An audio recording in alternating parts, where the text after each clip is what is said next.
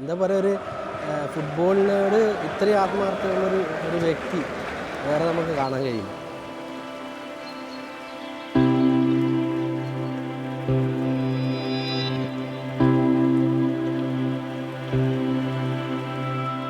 ആക്രി കച്ചവടം ചെറിയ വല്ലയിടത്തൊക്കെ സാധനം ചെന്നെടുക്കുക, കൊടുക്കുക, തിരിച്ച് പറിക്കുക.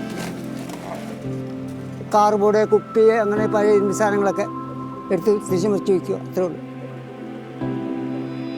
മഹാത്മാഗാന്ധി യൂണിവേഴ്സിറ്റിക്ക് വേണ്ടി കളിക്കുമ്പോഴേ റഹ്മാനിക്ക ഗോൾ കീപ്പറായിരുന്നു. അതിനുശേഷം കളിക്കുന്ന സമയത്ത് തന്നെയാണ് എനിക്ക് തോന്നുന്നു കൈ ഫ്രാക്ചറായിപ്പോയി, കൈ ഒടിഞ്ഞു പോയിട്ടുണ്ട്. പിന്നെ ഒരു അടി, ബോളിൻ്റെ അടിയും കൊണ്ട് ഇവിടെ കൊല, പിന്നെ മുട്ടും തെറ്റിപ്പോയി പിടിച്ചിട്ടിരിക്കുന്നു. പിന്നെ ഞാൻ അത് കഴിഞ്ഞിട്ട് കേരള ടീമിൻ്റെ കൂടെ പോയി ബോൾ ബോയ് ആയിട്ട് പോയി. കൽക്കട്ട പോകുമ്പോൾ കാണാൻ ഗുവാഹട്ടി പോവും, ചെന്നൈ പോവും. അവിടുന്ന് ഈ 2-3 വർഷമായിട്ട് സൈക്കിളിൽ തന്നെ. പുള്ളീനെ പുള്ളി ഡൈ ഹാർഡ് ഫാൻ.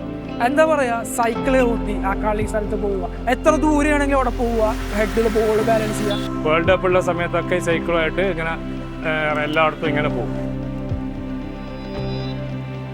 ഇത് ഏത് വേൾഡ് കപ്പ് വരുമ്പോഴും അതിൻ്റെ ഒരു റാലീൻ്റെ മുന്നിൽ ഒരു വേൾഡ് കപ്പിൻ്റെ ഫോട്ടോ ഇതൊക്കെ തൂക്കിയിട്ട് ഒരു തലയിലൊരു ബോളും വെച്ചിട്ട് ഫുട്ബോൾ എവിടെ നല്ല മാമാങ്കം നടക്കുന്നുണ്ട് അവിടെയൊക്കെ റഹ്മാനിക്ക് എൻ്റെ സാന്നിധ്യം ഉണ്ടാവും, ഈ തലയിൽ ബോളും വെച്ചിട്ട്. എനിക്ക് തോന്നുന്നു ലൈഫിനെക്കാട്ടി പ്രാധാന്യം മൂപ്പര് ഫുട്ബോളിന് കൊടുത്തിട്ടുണ്ടെന്നാണ്. നമ്മളെന്ത് ഏറ്റവും കൂടുതൽ ആഗ്രഹിക്കുന്നു അത് നമ്മളെ തേടി വരുന്നല്ലേ. പുള്ളിക്ക് ഖത്തർ വേൾഡ് കപ്പിൽ പോകാൻ ചാൻസ് കിട്ടിയിട്ടുണ്ട്. പക്ഷേ എനിക്ക് എങ്ങനെയെങ്കിലും അവിടെ ഒന്ന് എത്തിയിട്ട് ഒരു 3/4 മണിക്കൂറോളം ബോളും വെച്ച് ആ സ്റ്റേജിൻ്റെ ഫ്രണ്ടിൽ എടുത്ത് നിൽക്കണം, അതാ മെയിൻ ആവശ്യം.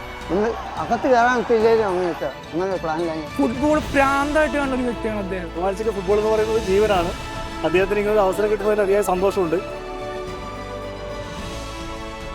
നമുക്കിനി ഖത്തറിൽ വെച്ച് കാണാം.